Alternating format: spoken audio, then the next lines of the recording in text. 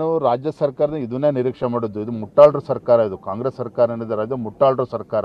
ನಾನು ಯಾಕೆ ಹಿಂದಿನ BJP ಸರ್ಕಾರದ ಸಂದರ್ಭನ ಉಲ್ಲೇಖ ಮಾಡಿದೆ, ಯಾಕೆ ಯಡಿಯೂರಪ್ಪನವ್ರು ಮುಖ್ಯಮಂತ್ರಿಗಳಿದ್ದಾಗ ಏಕಾಂಗಿಯಾಗಿ ಎಲ್ಲ ಜಿಲ್ಲೆಗಳು ಪ್ರವಾಸ ಮಾಡಿದ್ರು ಅಂತ ಹೇಳಿದೆ, ಯಾಕೆ ಯಡಿಯೂರಪ್ಪನವರು NDRF ನಾರ್ಮ್ಸ್ ಆ ಪರಿಹಾರ ಕಾಯ್ದೆನೇ ರಾಜ್ಯ ಸರ್ಕಾರ ಪರಿಹಾರ ಘೋಷಣೆ ಮಾಡ್ತು ಯಡಿಯೂರಪ್ಪನವ್ರು ಮಾಡೋದನ್ನು ಯಾಕೆ ನೆನಪು ಮಾಡ್ಕೊಳ್ತಾ ಇದ್ದೇನೆ.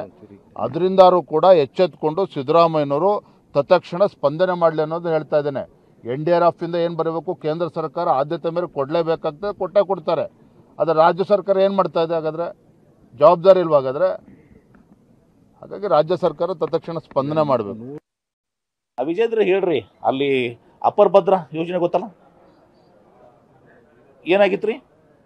ಎಷ್ಟು ಘೋಷಣೆ ಮಾಡಿದ್ರು? 5,000 ಕೋಟಿ ಕ್ಯಾಬಿನೆಟ್ನಲ್ಲಿ, ಕೇಂದ್ರ ಕ್ಯಾಬಿನೆಟ್ನಲ್ಲಿ ಅಪರ್ ಭದ್ರಾ ಯೋಜನೆಗೆ ಬಂತ? ನ್ಯಾಷನಲ್ ಪ್ರಾಜೆಕ್ಟು ಬಂತ? ನಮ್ಮ ಟ್ಯಾಕ್ಸಸ್ನಲ್ಲಿ ನಮ್ಮ ಡೆವಲ್ಯೂಷನ್ ಕೊಡಕ್ಕೆ ಇರ್ತಾ ಇರಲಿಲ್ಲ ಸರಿಯಾಗಿ. ಹೇಳ್ರಿ ವಿಜೇಂದ್ರಗೆ, ಹೋಗಪ್ಪ ಅಕ್ಕ ಅಪರ್ ಭದ್ರಾ ತಗೊಂಬ ಅಂತ ಹೇಳ್ರಿ ನೋಡೋಣ. ಎಷ್ಟು ವರ್ಷ ಆಯ್ತು ಈಗ?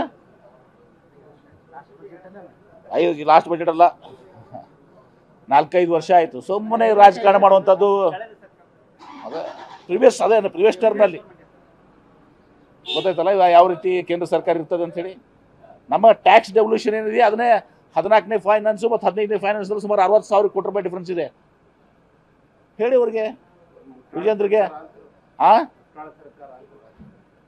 ಮುಟ್ಟಾಳು ಯಾರು ನಿಮ್ಗೆ ಗೊತ್ತಾಯ್ತಲ್ಲ, ಅಪರ ಭದ್ರಾ ರೊಕ್ಕ ಕೊಡಲಾರ್ದವ್ರು ಮುಟ್ಟಾಳ್ರು. ನಮ್ಮ ಡೆವಲ್ಯೂಷನ್ದಲ್ಲಿ 14ನೇ ಫೈನಾನ್ಸ್ 15ನೇ ಫೈನಾನ್ಸಲ್ಲಿ ನಮ್ಮ ರಾಜ್ಯಕ್ಕೆ ಬರಬೇಕಾಗಿದ್ದು 60,000 ಕೋಟಿ ಕೊಡಲಾರ್ದಂಥವ್ರು ಮುಟ್ಟಾಳ್ರು.